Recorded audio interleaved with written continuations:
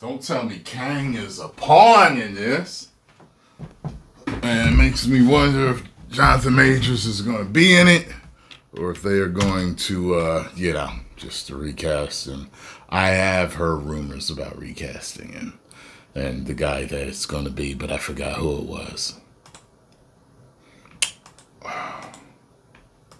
A lot of people really want Kang's story to finish in the MCU. Well, a lot of people really want Kang to still be the main big bad, but hey, we have Doctor Doom now. But people are wondering now, well, what happens to Kang? What happens to his story that Marvel Studios was setting up? Will he just go away and Marvel never mention him ever again? Maybe telling us that the TVA took care of Kang, much like they showed us at the end of Loki Season 2. But for somebody who was supposed to be such a big threat, simply saying the TVA took care of him when he was the one who started the TVA doesn't really work for some fans, myself included. A lot of people think we need some type of closure with the Kang story, and I think Marvel's going to give it to us, and I think it's going to kind of come in the form of Ant-Man. We just heard a report from Daniel RPK that Paul Rudd is reportedly going to have a very important role in Avengers Doomsday, and this seemingly lines up with what Marvel Studios just showed us. I was wondering because when he showed up with the Russos, I was like, I don't think he would be there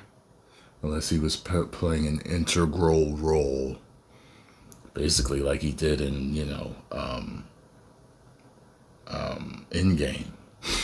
Destination D23, a big Disney event that took place over the weekend, during which Marvel showed us kind of a sizzle reel montage of clips from previous Marvel movies, previous X-Men films, and the Fantastic Four. But the Russo brothers, who are directing Avengers Endgame and Secret Wars, came out and delivered a message with Paul Rudd. Right. So much like he did in Avengers Endgame, he might have a really big role to play in Avengers Doomsday. And I think it might have to do with Kang, and I think this is actually the reason why people might trust Doctor Doom in the beginning of the film. We've already heard reports that Doctor Doom is going to manipulate pretty much everybody, which is something we expected, and he's going to do this with his face. Robert Downey Jr. is returning to play Doctor Doom for a very specific reason, and him looking like Tony does tie into the end of Avengers Endgame, so say the Russo brothers. So the fact that he looks like Tony is probably how he's going to manipulate people. But another way I think he does this is by stating that Kang is the real villain. And the crazy thing here is, if the reports that we've been hearing are true, Doom actually thinks this. He thinks Kang is the real villain of the multiverse, in which, yeah, he was. But now Doom... Hate this. Hate when it does that.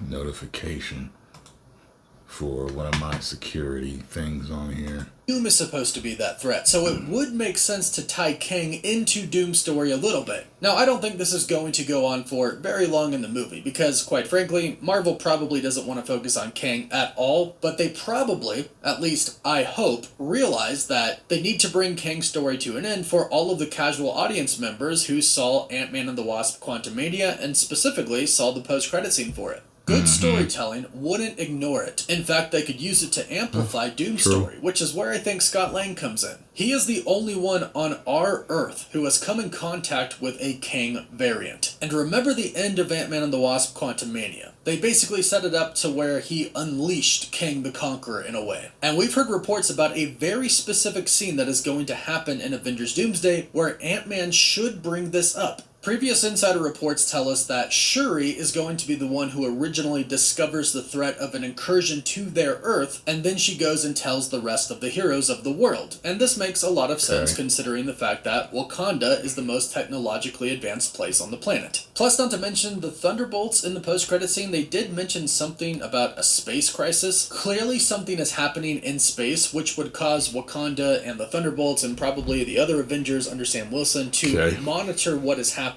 Plus, not to mention Captain Marvel and Thor. Captain Marvel knows that Monica is in another universe, so she knows about the multiverse essentially. Thor is also said to be told about the incursion by his now adopted daughter, Love, who is reportedly kind of tapped into the universe because she is essentially almost an offspring of eternity. She has some of eternity's powers in her. So clearly the Avengers and all the heroes of the world are going to get together and talk about what is about to happen, an incursion. And this is where Scott Lang could say what he learned about the multiverse, specifically about this big evil villain Kang, who wants to rule the entire multiverse and who has actually destroyed many universes in the past. And it would be nice if he did indeed try to warn them about the guy who said that he's killed many Avengers so much that they all blur together. But this movie isn't about Kang. Well, not anymore. It's about Doom now. So enter Doom in the 616 universe, where we believe that he will use the fact that he looks like Tony Stark to manipulate the Earth's heroes. He will say that the multiverse is... Well, I'm going to leave it right there, because right here he's just speculating. But what I wanted to know what was going on with Kang.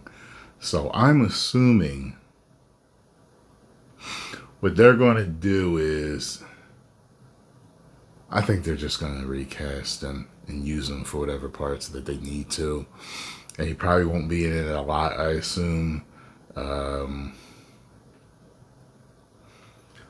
They brought James Gunn back.